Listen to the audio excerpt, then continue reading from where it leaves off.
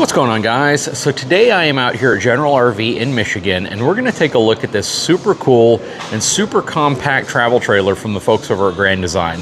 This is the Imagine AIM, and this thing is really small, single axle, but there's a lot going on here. Let's take a closer look at it. Hang tight, I'll be right back.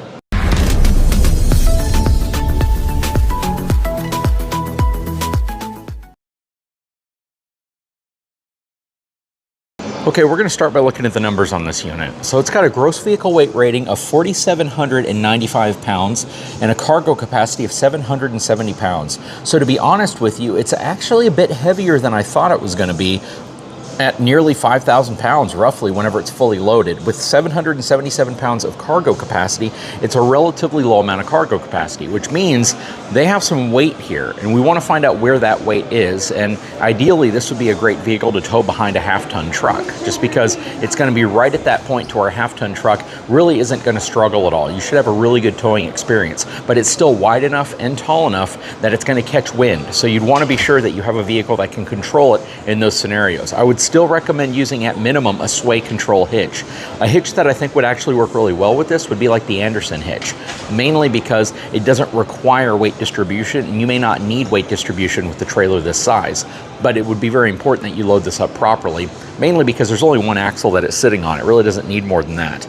That said, let's take a look at this. So first of all, it rides on a BAL frame. This is the NXG frame. This is a all frames are engineered, but this is a very engineered design in terms of how it's connected. It's huck bolted together. There's not nearly as much welding on a frame like this, other than maybe the front coupler section or a few other areas, like perhaps where your batteries sit, stuff like that. But it's a good frame. It's a little bit lighter than the Lippert equivalent, and a lot of manufacturers like that because they can kind of reinvest that weight savings in other areas.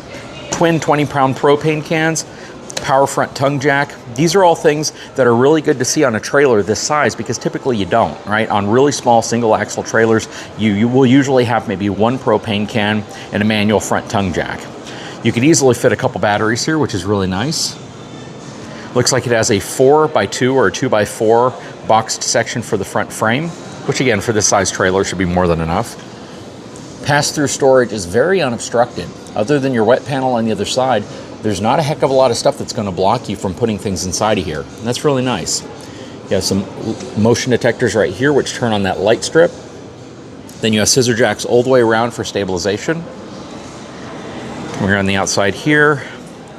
Your tire is a Super ST tire, so I am guessing this is going to be maybe a Westlake. So yes, Westlake tire, not a terrible tire, but something that you might want to upgrade in the relatively short future after getting it, maybe after a couple thousand miles of towing.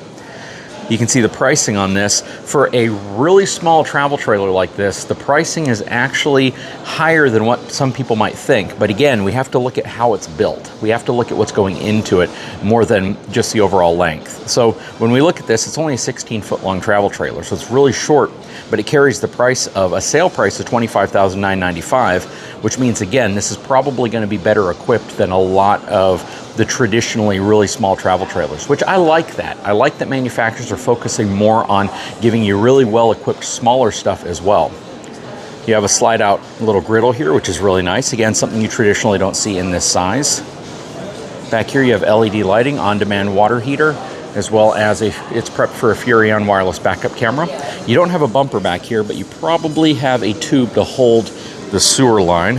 It has a tiny receiver right here, so you can put like a cargo carrying rack back here. You certainly don't want to try to use that to tow anything. Plus there's no light connections or any of that there.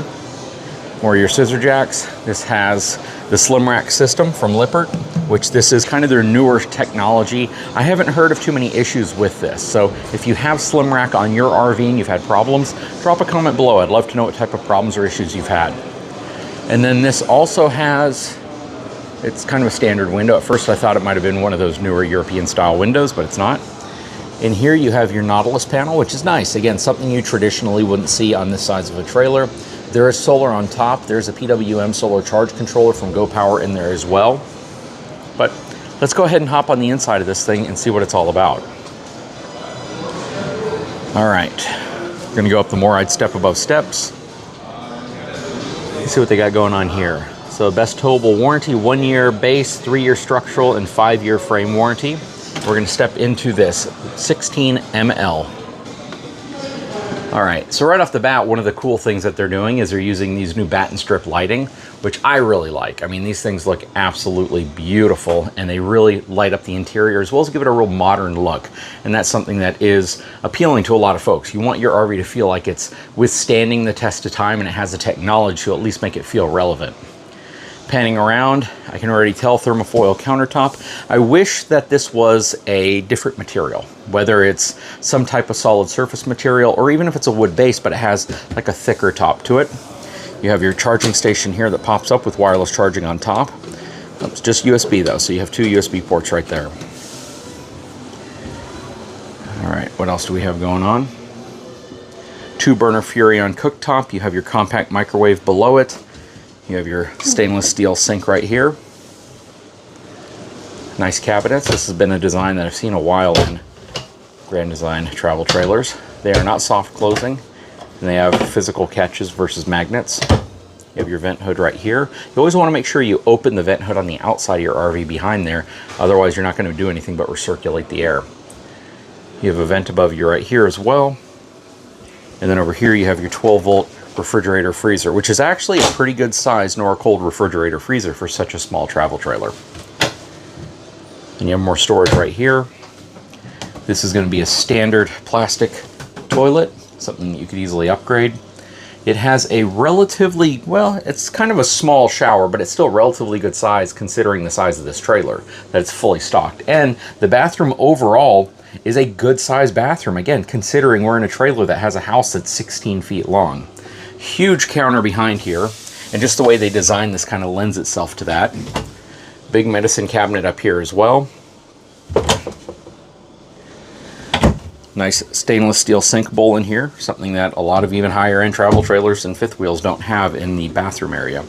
Little towel rack, plus you have a drawer and another drawer inside of the drawer right there. And they do the same thing on the bottom. So in essence, you get 4 drawers in here. That's really nice. You have a sliding door right here. Panning around, you have your TV already in place. And what's really cool about this is they give you a jackknife sofa right here with some storage underneath it, but it's an actual sofa instead of a dinette. So you have the table, which is right over here, which props on the floor in front of it, and it's a really comfortable seating area. I mean, you sit down right here, the chair is actually incredibly comfortable. It's not that fake leather material, it's more like a cloth material, and the TV's right in front of you. And this actually feels much larger on the inside than you might think from the outside. I mean, it has a really good size to it. I love the fact that the kitchen has a lot of prep space. So even though I'm not a huge fan of the material they use, I love the fact that they give you a lot of space to actually get prepped, plus big drawers in the kitchen. Now this is an area that would have been cool if they had a drawer inside of a drawer, maybe a smaller one for your utensils, but the fact that you have 4 drawers inside of a kitchen this small, or an RV this small, is pretty awesome, because you know me, if there's not drawers in the kitchen, it's not a real kitchen. Then you have storage underneath the bed right here. That is really nice. And then a queen size bed. This is an east-west facing bed, but it's a really nice bed. It's a good size too, and it's easily upgradable. You're probably not going to really have any storage underneath here because you have all of this storage right here. That's going to be your furnace. You have more drawers right here. I tell you, they give you a lot of storage in this unit. And then you have a little niche right there, so if you lay your pillow right here and your feet are on that side, then you can use that to work with the CPAP machine, charge your phones, tablets, and place your cup of coffee if you have a drinking bed. Good size window right here. I do wish that this was a larger window. It would have been cool if this window was like huge or massive. They give you 2 windows over here, but this would have also been kind of cool if they just had like one long window, give you more visibility out this side. Or even if they had reduced this or turned this into kind of a desk, but given you a larger window right here, and maybe even one right here. You know me, I'm all about windows. Then we have our Coleman mock air conditioning up top. What do you guys think of this unit? This thing's pretty cool, honestly. It'd be pretty awesome to have 2 AC units in here, wouldn't it? You'd freeze this thing out. Anyways, please drop a comment below. I would love to know what your thoughts are. Let me know if this is an RV that suits your needs, and if you'd like to have something like this behind your vehicle. Guys, if you haven't had a chance, please take a moment, subscribe to the channel, give me a thumbs up. We'll talk to you again very soon.